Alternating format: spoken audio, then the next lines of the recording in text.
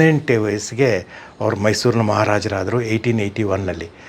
ಆಗ ಅವ್ರಿಗೆ 24 ಕಂಡೀಷನ್ಸ್ನ ಹಾಕಿ ಅವ್ರನ್ನ ಸಿಂಹಾಸನದ ಮೇಲೆ ಕೂಡಿಸಿದ್ರು ಬ್ರಿಟಿಷ್ನವರು. ಇದ್ರ ಬಗ್ಗೆ ಜನಗಳು 1892 ಅಗ್ರಿಮೆಂಟ್ 1892 ಅಗ್ರಿಮೆಂಟ್ ಅಂತ ಕೇಳಿ ಕೇಳಿ ಕೇಳಿ ನೋಡ್ತಂದ್ರೆ ಅದೊಂದು ಮಹಾಭಾರತ ಇರಬೇಕು ಅನ್ನೋ ಒಂದು ಅಭಿಪ್ರಾಯ ನಿಮ್ಮ ಮನಸ್ಸಿಗೆ ಬರುತ್ತೆ. ಇದು ಕೇವಲ 1.5 ಪೇಜು ಇರೋವಂತಹ ಒಂದು ಡಾಕ್ಯುಮೆಂಟ್. ನಾವು ಯಾವುದಾದ್ರೂ ಒಂದು ಜಾಗದಲ್ಲಿ ಒಂದು ಅಣೆಕಟ್ಟು ಕಟ್ಟಬಹುದಾ, ಅಲ್ಲಿ ನೀರನ್ನು ಶೇಖರಣೆ ಮಾಡಿ ಆ ನೀರನ್ನು ನಾವು ವಿದ್ಯುತ್ ಶಕ್ತಿ ಉತ್ಪಾದನೆಗೆ ಉಪಯೋಗಿಸ್ಕೋಬಹುದಾ ಅನ್ನುವ ಆಲೋಚನೆ ಆವಾಗ ಮೈಸೂರು ಸರ್ಕಾರಕ್ಕೆ ಬಂತು. 1903ನೇ ಇಸ್ವಿನಲ್ಲಿ ಇದಾಗಿ ಆಗ ಅವ್ರಿಗೆ ಕನ್ನಂಬಾಡಿ ಕಟ್ಟೆನಲ್ಲಿ ಈ ಕನ್ನಂಬಾಡಿ ಅಲ್ಲೊಂದು ಊರಿತ್ತು, ಆ ಊರ ಹೆಸರು ಕನ್ನಂಬಾಡಿ ಅಂತ. ನಮ್ಮ ಮೈಸೂರು ಸರ್ಕಾರ ಜಾನ್ ಟೇಲರ್ ಆ್ಯಂಡ್ ಕಂಪ್ನಿಗೆ 1903ನೇ ಇಸ್ವಿನಲ್ಲಿ 38,000 ಪೌಂಡ್ ಸ್ಟರ್ಲಿಂಗ್ ಫೈನ್ ಕಟ್ಟಿದ್ದಾರೆ. ಈ ಕಾರಣಕ್ಕೋಸ್ಕರನೇ ಮಾರಿ ಕಣಿವೆ ಕಟ್ಟಲಿಕ್ಕೆ ಹೊರಟಾಗ ಅದಕ್ಕೆ ಅವರು ಅಡ್ಡಿಪಡಿಸ್ತಾರೆ. ನಿಮ್ಮ 892ರ ಒಪ್ಪಂದದ ಪ್ರಕಾರ ನೀವು ಮಾರಿ ಕಣಿವೆ ಕಟ್ಟೋದಕ್ಕೆ ಸಾಧ್ಯ ಇಲ್ಲ. ಕಾವೇರಿಯ ಎಲ್ಲ ಮುಖ್ಯವಾದ ನದಿಗಳು ಮತ್ತು ಉಪನದಿಗಳೆಲ್ಲನೂ ಬರುತ್ತೆ. ಅದರಲ್ಲಿ ನಿಮಗೆ ಹೇಮಾವತಿ ಮೆನ್ಷನ್ ಮಾಡಿದ್ದಾರೆ, ಮತ್ತು ಕಬಿನಿ ಮೆನ್ಷನ್ ಮಾಡಿದ್ದಾರೆ. ಅದರಲ್ಲಿ ಹಾರಂಗಿ ಮೆನ್ಷನ್ ಮಾಡಿಲ್ಲ, ಯಾಕೆಂದರೆ ಆವಾಗ ಕೊಡಗು ಬ್ರಿಟಿಷ್ ನೇರ ಆಳ್ವಿಕೆಯಲ್ಲಿ ಎತ್ಕೊಳ್ಡ್. ಅದರಲ್ಲಿ ಮಾಡಿಬಿಟ್ಟು ನಿಮಗೆ 1900ನೇ ಇಸ್ವಿನಲ್ಲಿ ನಿಮಗೆ ಶಿವನ ಸಮುದ್ರಂ ಪವರ್ ಪ್ರಾಜೆಕ್ಟ್ಗೆ ಭಾಳ ಸುಲಭವಾಗಿ ಒಪ್ಪಿಗೆ ಸಿಕ್ಕೋಯ್ತು. 1892ನೇ ಇಸ್ವಿನಲ್ಲಿ ಫೆಬ್ರವರಿ ತಿಂಗಳಲ್ಲಿ ಒಂದು ಒಪ್ಪಂದ ಅಂತ ಹೇಳಿಬಿಟ್ಟು ಅದನ್ನು ರೂಲ್ಸ್ ಅಂತ ಕರೀತಾರೆ, ಅದನ್ನು ಮಾಡಿಕೊಂಡ್ರು. ಅದರಲ್ಲಿ ಮುಖ್ಯವಾಗಿ ಏನಪ್ಪ ಅಂತಂದರೆ, ಮೈಸೂರು ಏನಾದ್ರೂ ಒಂದು ಹೊಸ ಕಾರ್ಯಕ್ರಮವನ್ನು ಮಾಡ್ಕೋಬೇಕು ಅಂತಂದರೆ, ಹೊಸ ಯೋಜನೆಯನ್ನು ಮಾಡಬೇಕು ಅಂತಂದರೆ, ನೀವು ನಮಗೆ ಎಲ್ಲ ಮಾಹಿತಿಯನ್ನು ಕೊಟ್ಟು ನಮ್ಮ ಪೂರ್ವಾನುಮತಿಯನ್ನು ನೀವು ಪಡ್ಕೋಬೇಕು ಅಂತ ಹೇಳಿದರು.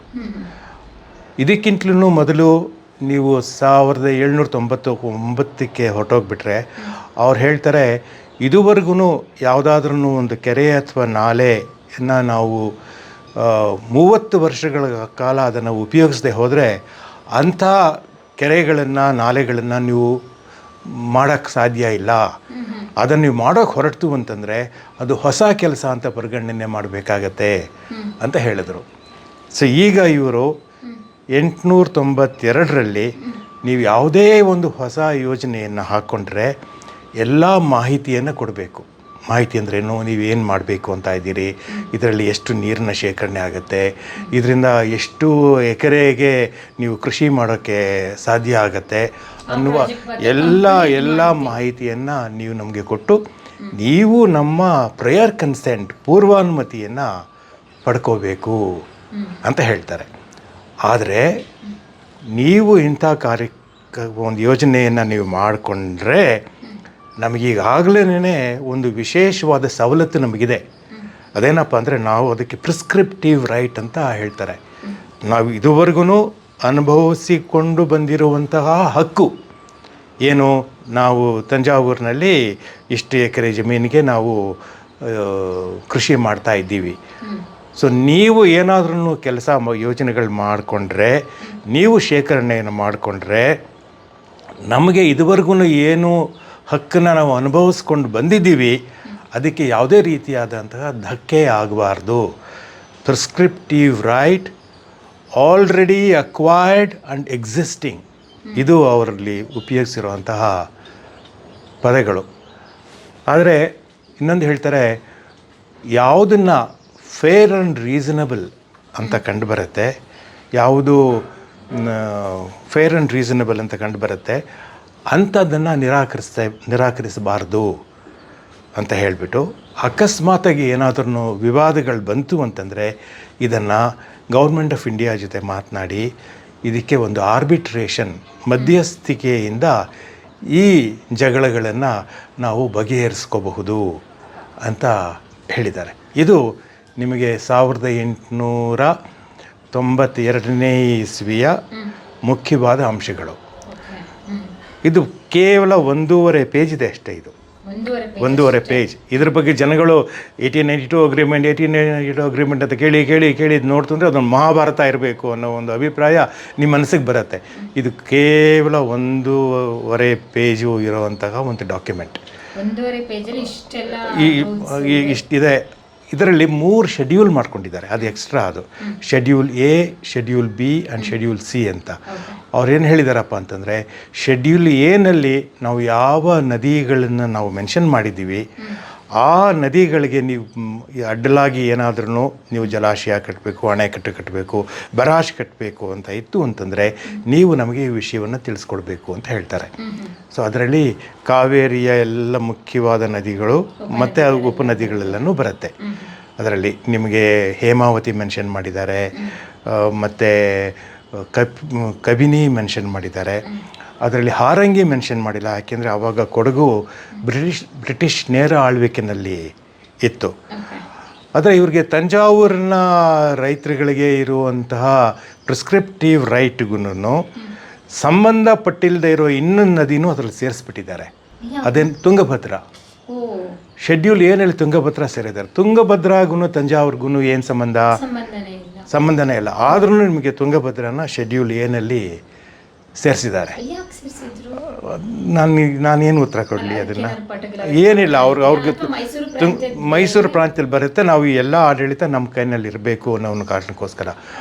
ಈ ಕಾರಣಕ್ಕೋಸ್ಕರನೇ ಮಾರಿ ಕಣಿವೆ ಕಟ್ಟಲಿಕ್ಕೆ ಹೊರಟಾಗ ಅದಕ್ಕೆ ಅವರು ಅಡ್ಡಿಪಡಿಸ್ತಾರೆ. ನಿಮ್ಮ 892ರ ಒಪ್ಪಂದದ ಪ್ರಕಾರ ನೀವು ಮಾರಿ ಕಣಿವೆ ಕಟ್ಟೋದಕ್ಕೆ ಸಾಧ್ಯ ಇಲ್ಲ. ನೀವು ಇದನ್ನು ಕಟ್ಬಿಡ್ತು ಅಂತಂದರೆ ನಿಮಗೆ ವೇದಾವತಿ ನೀರಿನಿಂದ ಬಳ್ಳಾರಿ ಮಡ್ರಾಸ್ ಪ್ರೆಸಿಡೆನ್ಸಿಗೆ ಸೇರಿದಂತಹ ಜಾಗ ಅದು ಅವಾಗ ಅದಕ್ಕೋಸ್ಕರ ನೀವು ಇದನ್ನು ಕಟ್ಟೋಕ್ಕೆ ಸಾಧ್ಯ ಇಲ್ಲ ಅಂತ ಹೇಳಿಬಿಟ್ಟು ನಮ್ಮ ಹಿರಿಯೂರು ಪ್ರಾಜೆಕ್ಟ್ಗೆ ಅವರು ಅಡ್ಡಿಪಡಿಸ್ತಾರೆ. ಸೊ ಇದು ನಿಮಗೆ 1892ನಲ್ಲಿ ಬರುವಂತಹ ಮುಖ್ಯವಾದ ಅಂಶಗಳು. 1.5 ಪೇಜ್ನಲ್ಲಿ ಬರೀ ರೂಲ್ಸ್ ಇದೆ. ಈ ಶೆಡ್ಯೂಲ್ಗಳು ಬೇರೆ ಇದೆ. ಶೆಡ್ಯೂಲ್ಗಳು ಬೇರೆ ಇದೆ. ಅದರಲ್ಲಿ ಯಾವ ನದಿ, ಯಾವ ಜಾಗ, ಏನು, ಅದರಲ್ಲಿ ಅದನ್ನು ಯಾವ ಪಾಯಿಂಟ್ನಲ್ಲಿ ಏನೇನು ಇದೆ ಅಂತೆಲ್ಲನೂ ಅದನ್ನು ಮೆನ್ಷನ್ ಮಾಡಿದ್ದಾರೆ. ಬಟ್ ಈ ರೂಲ್ಸ್ ಅಂತ ಇದೆಯಲ್ಲ, ಈ ರೂಲ್ಸ್ ಮಾತ್ರ ಬರೀ 1.5 ಪೇಜ್ ಇದೆ. ಸೊ ಅದರಲ್ಲಿ ಈ ಅಕಸ್ಮಾತಾಗಿ ಏನಾದ್ರೂ ವಿವಾದಗಳು ಬಂತು ಅಂತಂದರೆ ಬಗೆಹರಿಸ್ಕೋಬೇಕು, ಆರ್ಬಿಟ್ರೇಷನ್ ಅಂತ ಹೇಳ್ತಾರಲ್ಲ, ಅದಕ್ಕೆ for the final opinion of arbitration ಅನ್ನೋ ಒಂದು ಪದ ಇದೆ. ಫೈನಲ್ ಒಪಿನಿಯನ್ ಅಂತ. ಇದು ಮುಖ್ಯ ಆಗುತ್ತೆ. ಯಾಕೆ ಅಂತಂದರೆ ಈ ಫೈನಲ್ ಒಪಿನಿಯನ್ನ ಅವರು ಒಪ್ಕೊಳ್ಳಿಲ್ಲ, ಅದ್ರ ಮೇಲೆ ಮೇಲ್ಮನವಿ ಸಲ್ಲಿಸ್ತಾರೆ. ಅದನ್ನು ನಾವು ಆಮೇಲಿಂದ ಮಾತನಾಡ್ಬೋದು. ಆರ್ಬಿಟ್ರೇಟರ್ ಅವರ ಫೈನಲ್ ಒಪಿನಿಯನ್ ಅನ್ನೋದು ನಿಮಗೆ 1892 ಅಗ್ರಿಮೆಂಟ್ನಲ್ಲಿ ಅದು ಇದೆ. ಈ ಮಧ್ಯದಲ್ಲಿ ಏನಾಯ್ತಪ್ಪ ಅಂತಂದರೆ KGF ಬಂತು. KGFನಲ್ಲಿ KGF ಚಿನ್ನದ ಗಣಿ, ಅಲ್ಲಿ ಕೋಲಾರ, ಅಲ್ಲಿಗೆ KGF ಚಿನ್ನದ ಗಣಿಗೆ ಕರೆಂಟ್ ಬೇಕು ಅಂತ ಆಯಿತು. ಆವಾಗ ನಮಗೆ ಈ ಶಿವನ ಸಮುದ್ರಂನಲ್ಲಿ ನೀರು ಇಳಿದು ಹೋಗುತ್ತೆ. ಅಲ್ಲಿ ಸುಮಾರು ಒಂದು 2000 ಅಡಿಯ ಒಂದು ವ್ಯಾಲಿ ಇದೆ. ಅಲ್ಲಿಂದ ನಾವು ಕರೆಂಟ್ ಉತ್ಪತ್ತಿ ಮಾಡ್ಬೋದು ಅಂತ ಹೇಳಿಬಿಟ್ಟು ಒಬ್ಬ ಬ್ರಿಟಿಷ್ ಆಫೀಸರ್ ಅವ್ರದ್ದು ಆಲೋಚನೆ ಬರುತ್ತೆ. ಅದಕ್ಕೋಸ್ಕರ ಕಾವೇರಿನ ಸ್ವಲ್ಪ ಡೈವರ್ಟ್ ಮಾಡಿ ಒಂದು ಚಿಕ್ಕ ಅಣೆಕಟ್ಟು ಕಟ್ಟಿ ಅಲ್ಲಿಂದ ನೀರನ್ನು ಕೆಳಗಡೆಗೆ ಹೋಗೋ ಹಾಗೆ ಪೆನ್ ಸ್ಟಾಕ್ಸ್ನಲ್ಲಿ ಹೋಗೋದಕ್ಕೆ ಮಾಡಿ ಅಲ್ಲಿ ವಿದ್ಯುತ್ ಶಕ್ತಿ ಉತ್ಪಾದನೆಗೆ ಒಂದು ಪ್ರಾಜೆಕ್ಟ್ನ ಮಾಡ್ತಾರೆ. ಇದು ಅವ್ರಿಗೆ ಅನುಕೂಲ ಆಗತ್ತೆ ಅನ್ನೋ ಒಂದು ಕಾರಣಕ್ಕೋಸ್ಕರ ಬ್ರಿಟಿಷ್ನವರು ಯಾವುದೇ ಅಡೆತಡೆ ಇಲ್ಲದೇನೆ ನಿಮಗೆ 1900ನೇ ಏನಿಲ್ಲ. ಈ ಪ್ರಾಜೆಕ್ಟ್ ತುಂಬ ಸುಲಭವಾಗಿ ಮೈಸೂರು ಪ್ರಾಂತ್ಯ ಯಾತಕ್ಕೆ ಕೇಳಬೇಕು ಅವರು, ಇದು ಬೇಕು, ಅವರೇನೇ ರೂಲ್ಡ್ ಅದರಲ್ಲಿ ಮಾಡಿಬಿಟ್ಟು ನಿಮಗೆ 1900ನೇ ಇಸ್ವಿನಲ್ಲಿ ನಿಮಗೆ ಶಿವನ ಸಮುದ್ರಂ ಪವರ್ ಪ್ರಾಜೆಕ್ಟ್ಗೆ ಭಾಳ ಸುಲಭವಾಗಿ ಒಪ್ಪಿಗೆ ಸಿಕ್ಕೋಯ್ತು. 1903ನೇ ಇಸ್ವಿನಲ್ಲಿ ಮತ್ತೊಂದು ಘಟನೆ ಆಯಿತು. 2 ವರ್ಷ ಕಂಪ್ಲೀಟ್ ಮಾಡಿ 1902ನೇ ಇಸ್ವಿನಲ್ಲಿ ಅದು ಕಂಪ್ಲೀಟ್ ಆಯಿತು. ಅವ್ರಿಗೆ ಅವ್ರ ಮಾತಿನ ವಿರುದ್ಧ ಹೋಗೋಕ್ಕಿಲ್ವಲ್ಲ. ನಾವು ಏನೇ ಕಾರಣಕ್ಕೂ ನಿಮ್ಮನ್ನು ನಾವು ಓಡಿಸ್ಬಿಟ್ಟು ಅಧಿಕಾರ ನಾವೇ ವಹಿಸ್ಕೋಬೋದು ಅಂತ ಹೇಳಿದಾರಲ್ಲ. ಅದು ನಿಮಗೆ 1881ನಲ್ಲೂ ಈ ಮಾತು ಹೇಳಿದ್ದಾರೆ. 1881 ನಾನು ನಿಮಗೆ 1831ನಲ್ಲಿ ಮುಮ್ಮಡಿ ಕೃಷ್ಣರಾಜ ಒಡೆಯರ್ನ ಅಧಿಕಾರದಿಂದ ಇಳಿಸಿದ ಮೇಲೆ ಕೊನೆಗೆ ನಮ್ಮ ಮೈಸೂರು ಮಹಾರಾಜರಿಗೇ ಅಧಿಕಾರ ಕೊಡಬೇಕು ಅನ್ನೋ ಒಂದು ವಿಷಯ ಕೊನೆಗೆ ಪ್ರಿವಿ ಕೌನ್ಸಿಗೆಲ್ಲ ಹೋಯಿತು ಅನ್ನೋದ್ರ ಬಗ್ಗೆ ಚರಿತ್ರೆಯಲ್ಲಿ ಅಲ್ಲಿ ಇಲ್ಲಿ ರೆಫರೆನ್ಸ್ಗಳಿದ್ದಾವೆ.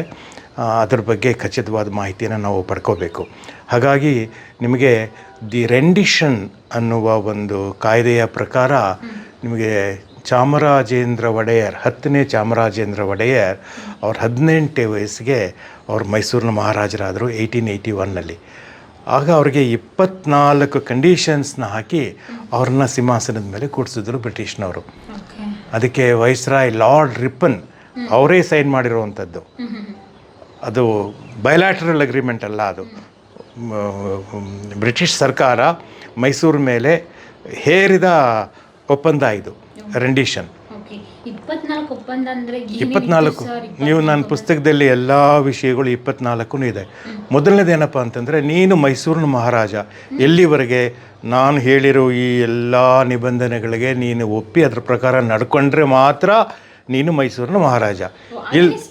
ಅಲ್ಲಿಂದ ಶುರು ಆಗುತ್ತೆ. ಅಲ್ಲಿಂದ ಶುರು ಆಗುತ್ತೆ.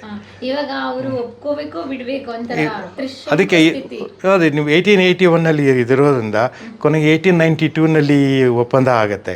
ಅವಾಗೇನಾದ್ರೂ ಮೈಸೂರು ಮಹಾರಾಜನ ಇದಕ್ಕೆ ಸೈನ್ ಹಾಕಲ್ಲ, ಇದಕ್ಕೆ ನಂಗೆ ಒಪ್ಪಿಗೆ ಇಲ್ಲ ಅಂತ ಹೇಳ್ತು ಅಂತಂದರೆ ಅವ್ರನ್ನ ಇಳಿಸ್ಬಿಟ್ಟು ನೀನು ಬೇಡ ಅಂಥೇಳಿ ಅವರೇನೇನೆ ಪ್ರೆಸಿಡೆಂಟ್ಸ್ ರೂಲ್ ಡಿಕ್ಲೇರ್ ಮಾಡ್ತಾರಲ್ಲ, ಆ ರೀತಿಯಾಗಿ ರಾಜ್ಯ ಸರ್ಕಾರನ ಡಿಸ್ಮಿಸ್ ಮಾಡೋದು, ಪ್ರೆಸಿಡೆಂಟ್ಸ್ ರೂಲ್ ತೊಗೊಂಬರೋದು, ಕೇಂದ್ರ ಸರ್ಕಾರ ಏನು ಬೇಕೋ ಅದ್ರ ಪ್ರಕಾರ ಅದನ್ನು ಮಾಡ್ಕೋಬೋದು ಅನ್ನೋ ಒಂದು ವ್ಯವಸ್ಥೆ ನಮ್ಮ ದೇಶದಲ್ಲಿ ಆಗಿದೆಯಲ್ಲ, ಆ ರೀತಿ ನಾವೇ ಏನು ಬೇಕಾದ್ರೂ ಮಾಡ್ಕೋಬೋದು ಅಂತ ಹೇಳಿ ಅವರು ಮೈಸೂರಿನ ಮಹಾರಾಜ ಅವ್ರ ಸಂಪೂರ್ಣ ಅವ್ರ ಕೈ ಕೆಳಗಡೆ ಇದ್ದ. ಅದಕ್ಕೆ ನೀವು ನಂಜರಾಜ್ ಅರಸ ಅವ್ರ ಜೊತೆ ಮಾತನಾಡಿದು ಅಂದರೆ ಅವ್ರು ಬರೆದಿರೋ ಪುಸ್ತಕದಲ್ಲಿ ಎಲ್ಲನೂ the Maharaja of Mysuru was A royal servant ಅನ್ನೋ ಒಂದು ಮಾತು ನಿಮಗೆ ಅಲ್ಲಿ ಇಲ್ಲಿ ಕೇಳಿಬರುತ್ತೆ. ರಾಯಲ್ ಸರ್ವೆಂಟ್ ಅಂತ. ಸೊ ಹೀಗಾಗಿ 1881ನಲ್ಲಿ ಅವ್ರಿಗೆ ಮೈಸೂರಿನ ರಾಜರಾಗಿದ್ದೇನೆ ಈ 24 ಕಂಡೀಷನ್ನಲ್ಲಿ. ಇದು ಈ ಅಗ್ರಿಮೆಂಟ್ ಆಗಿದ್ದು 1891, 1992, 11 ವರ್ಷ ಆದಮೇಲೆ ಮೈಸೂರು ಮಹಾರಾಜರನ್ನ ಇದಕ್ಕೆ ಸಹಿ ಹಾಕಲ್ಲ ಅಂತ ಇತ್ತು ಅಂದರೆ ಅವ್ರನ್ನ ಡಿಸ್ಮಿಸ್ ಮಾಡಿ ಅವ್ರಿಗೇನು ಬೇಕು ಅದನ್ನು ಮಾಡ್ತಾಯಿದ್ರು. ಆಗ ನಿಮಗೆ ಶಿವನ ಸಮುದ್ರಕ್ಕೆ ವಾಪಸ್ ಬರೋಣ. ಸೊ ಇದು 1902ನೇ ಇಸ್ವಿನಲ್ಲಿ ಈ ಪವರ್ ಪ್ರಾಜೆಕ್ಟ್ ಕಂಪ್ಲೀಟ್ ಆಯಿತು. ಆಗ ಶೇಷಾದ್ರಿ ಅಯ್ಯರ್ ಅವರು ಇದಕ್ಕೆ ತುಂಬ ದುಡಿದ್ರು ಅಂತ ಹೇಳಿಬಿಟ್ಟು ಆ ಪ್ರಾಜೆಕ್ಟ್ ಹೆಸರು, ಅದು ಜನರೇಟಿಂಗ್ ಸ್ಟೇಷನ್ ಹೆಸರು ಶೇಷಾದ್ರಿ ಅಯ್ಯರ್ ಅವ್ರ ಹೆಸರಿದೆ ಅದಕ್ಕೆ.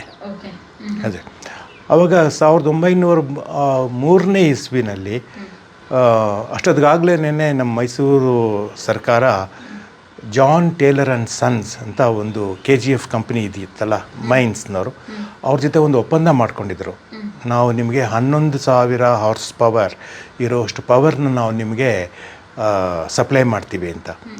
ಆದರೆ ಮಳೆ ವೈಫಲ್ಯದಿಂದ ಅಷ್ಟು ಪವರ್ ಸಪ್ಲೈ ಮಾಡೋಕ್ಕೆ ಸಾಧ್ಯವಾಗಲಿಲ್ಲ. ಸೊ ಅದಕ್ಕೋಸ್ಕರ ನಮ್ಮ ಮೈಸೂರು ಸರ್ಕಾರ ಜಾನ್ ಟೇಲರ್ ಆ್ಯಂಡ್ ಕಂಪ್ನಿಗೆ 1903ನೇ ಇಸ್ವಿನಲ್ಲಿ 38,000 ಪೌಂಡ್ ಸ್ಟರ್ಲಿಂಗ್ ಫೈನ್ ಕಟ್ಟಿದ್ದಾರೆ. ಫೈನ್ ಕಟ್ಟಿದ್ದಾರೆ. ಸರ್, ಇದು ಅವ್ರಿಗೆ ಗೊತ್ತಿದೆ ತಾನೆ, ಎಲ್ಲಿಂದ ತರ್ತಾರೆ? ಬರಗಾಲ ಬಂದ್ರೆ ಇದೆಲ್ಲ ಆದಾಗ ಏನ್ ಮಾಡಕ್ಕಾಗುತ್ತೆ? ಒಪ್ಪಂದ ನೀವು ಮಾಡದೆ ಹೋದರೆ ನಾವು ನಿಮ್ಮಿಂದ ಅಧಿಕಾರ ಕಿತ್ಕೊಂತೀವಿ, ಇಲ್ಲದ್ರೆ ನಮಗೆ ಬೇಕಾಗಿರೋ ಪ್ರದೇಶವನ್ನು ನಾವು ತೊಗೊಂಡೋಗ್ತೀವಿ ಅಂತ ಹೇಳ್ತಾರೆ. ಅದು ನಾನು ತುಂಬ ಜನ ಸ್ನೇಹಿತರಿಗೆ ಕೇಳಿದ್ದೀನಿ ಇದ್ರ ಬಗ್ಗೆ ಸ್ವಲ್ಪ ಪರಿಣತಿ ಇರೋವಂಥವ್ರು. ಅವ್ರು ಹೇಳಿದ್ರು ನಮಗೆ 1903ನೇ ಇಸ್ವಿನಲ್ಲಿ ಪೌಂಡ್ ಸ್ಟರ್ಲಿಂಗ್ ವ್ಯಾಲ್ಯೂ ಎಷ್ಟಿತ್ತು, ಇಂಡಿಯನ್ ರುಪಿ ಅವಾಗ ಇಲ್ಲದೇ ಇದ್ದಿದ್ದರಿಂದ ನಾವು ಅದನ್ನು ಕನ್ವರ್ಟ್ ಮಾಡೋದಕ್ಕೆ ಸಾಧ್ಯ ಆಗೋದಿಲ್ಲ. ಇವಾಗ ನಿಮಗೆ $1 1 ಪೌಂಡ್ಗೆ ಈಗ 104 ರೂಪಾಯಿ ಅಂತ ಆದ್ರೂ ಇದೆ ಇವಾಗ. ಸೊ ಈಗ ನಿಮಗೆ ರೂಪಾಯಿ ಮತ್ತು ಪೌಂಡ್ ಸ್ಟರ್ಲಿಂಗ್ ಎರಡನ್ನೂ ಎದುರುಗಡೆ ಇದೆ. ಆಗ ರೂಪಾಯಿ ಇಲ್ಲದೆ ಇರೋದರಿಂದ ನಾವು ಇವಾಗಿನ ಮೌಲ್ಯಗಳನ್ನ ಉಪಯೋಗಿಸ್ಕೊಂಡು 38,000 ಪೌಂಡ್ ಸ್ಟರ್ಲಿಂಗಿಗೆ ಇವಾಗಿನ ಎಷ್ಟು ರೂಪಾಯಿ ಅನ್ನೋದನ್ನು ನಾವು ಕನ್ವರ್ಟ್ ಮಾಡೋಕ್ಕೆ ಸಾಧ್ಯ ಇಲ್ಲ. ಯಾಕೆ ಅಂತಂದರೆ ಅದು ರೂಪಾಯಿ ಎದುರುಗಡೆ ಇದ್ದರೆ ಮಾತ್ರ ನಾವು ಇದರ ವ್ಯಾಲ್ಯೂಯೇಷನ್ ಕೊಡ್ಬೋದು, ಇಲ್ದವ್ರು ಕೊಡೋಕ್ಕಾಗಲ್ಲ ಅಂತ ಹೇಳ್ತಾರೆ. ನಿಮಗೆ 38,000 ಪೌಂಡ್ ಸ್ಟರ್ಲಿಂಗಿಗೆ 1903 ಇಸ್ವಿನಲ್ಲಿ ಡಾಲರ್ಗೆ ಏನಾದ್ರೂ ಕನ್ವರ್ಷನ್ ವ್ಯಾಲ್ಯೂ ಇತ್ತು ಅಂತಂದರೆ ಆವಾಗ ಡಾಲರ್ ಇವಾಗಿನ ಇದಕ್ಕೆ ಎಷ್ಟು ವ್ಯಾಲ್ಯೂ ಅಂತ ಒಂದು ಸಿಕ್ಕಿದ್ರೆ ನಾವು ಪ್ರಯತ್ನ ಮಾಡಬಹುದೇನೋ. ಬಟ್ ಅದು ಇಟ್ಸ್ ಎ ಹ್ಯೂಜ್ ಅಮೌಂಟ್. ಮಾಡಿದ್ರು ಮೈಸೂರು ಮಹಾರಾಜರು ಕಟ್ಟಿದ್ದಾರೆ ಅದನ್ನು. ಅದಕ್ಕೋಸ್ಕರ ಅವ್ರಿಗೆ ಎಷ್ಟು ದೊಡ್ಡ ಸಮಸ್ಯೆ ಆಯಿತು ಅಂತಂದರೆ ಈ ರೀತಿಯಾದಂಥ ಸಮಸ್ಯೆಗೆ ನಾವು ಮತ್ತೆ ಸಿಕ್ಕಾಕೋಬಾರ್ದು, ನಾವೇನು ಮಾಡಬಹುದು ಅಂತ ಹೇಳಿದ್ದಕ್ಕೆ ಆಗ ಅವ್ರಿಗನ್ನಿಸ್ತು ನಾವು ಯಾವುದಾದ್ರೂ ಒಂದು ಜಾಗದಲ್ಲಿ ಒಂದು ಅಣೆಕಟ್ಟು ಕಟ್ಟಬಹುದಾ, ಅಲ್ಲಿ ನೀರನ್ನು ಶೇಖರಣೆ ಮಾಡಿ ಆ ನೀರನ್ನು ನಾವು ವಿದ್ಯುತ್ ಶಕ್ತಿ ಉತ್ಪಾದನೆಗೆ ಉಪಯೋಗಿಸ್ಕೋಬಹುದಾ ಅನ್ನುವ ಆಲೋಚನೆ ಆವಾಗ ಮೈಸೂರು ಸರ್ಕಾರಕ್ಕೆ ಬಂತು. 1903 ಇಸ್ವಿನಲ್ಲಿ ಇದಾಗಿ ಆಗ ಅವ್ರಿಗೆ ಕನ್ನಂಬಾಡಿ ಕಟ್ಟೆನಲ್ಲಿ ಈ ಕನ್ನಂಬಾಡಿ ಅಲ್ಲೊಂದು ಊರಿತ್ತು, ಆ ಊರ ಹೆಸರು ಕನ್ನಂಬಾಡಿ ಅಂತ. ಆ ಕನ್ನಂಬಾಡಿ ಹತ್ರ ಈ ಕಟ್ಟೆ ಕಟ್ತಾ ಇರೋದ್ರಿಂದ ಅದಕ್ಕೆ ಕನ್ನಂಬಾಡಿ ಕಟ್ಟೆ ಅನ್ನೋ ಹೆಸರು ಅದಕ್ಕೆ ಬಂತು. ಸೊ ಅಲ್ಲಿಂದ ಕನ್ನಂಬಾಡಿ ಕಟ್ಟೆನಲ್ಲಿ ನೀರು ಶೇಖರಣೆ ಮಾಡಿಕೊಂಡು ಆ ನೀರನ್ನು ಶಿಂಷಾನಲ್ಲಿ ಅಂದರೆ ಶಿವನ ಸಮುದ್ರದಲ್ಲಿ ನಾವು ವಿದ್ಯುತ್ ಶಕ್ತಿ ಉತ್ಪಾದನೆಗೆ ಉಪಯೋಗಿಸ್ಕೋಬಹುದು ಅನ್ನುವ ಒಂದು ಆಲೋಚನೆ ನಮ್ಮ ಮೈಸೂರು ಸರ್ಕಾರಕ್ಕೆ ಬಂತು. ಆಗ ಮೈಸೂರು ನಾಲ್ವಡಿ ಕೃಷ್ಣರಾಜ ಒಡೆಯರ್ ರಾಜರಾಗಿದ್ದರು. ಆಗ ಅವರು ಒಂದು ಬಲವಾದ ಬುನಾದಿಯನ್ನು ಮಾಡಿಬಿಟ್ಟು ಮೊದಲನೇ ಹಂತದಲ್ಲಿ ನಾವೊಂದು 11 TMC ಅಷ್ಟು ನೀರನ್ನು ಸ್ಟೋರೇಜ್ ಮಾಡ್ಕೊಳ್ಳೋದು, ಎರಡನೇ ಹಂತದಲ್ಲಿ ಒಂದು 45 TMC ಅಷ್ಟು ನೀರನ್ನು ನಾವು ಸ್ಟೋರೇಜ್ ಮಾಡ್ಕೊಳ್ಳೋದು ಅಂತ. ಅದಕ್ಕೆ ಮದ್ರಾಸ್ ಪ್ರೆಸಿಡೆನ್ಸಿ ಅದಕ್ಕೂ ಅಡ್ಡ ಬಂದರು.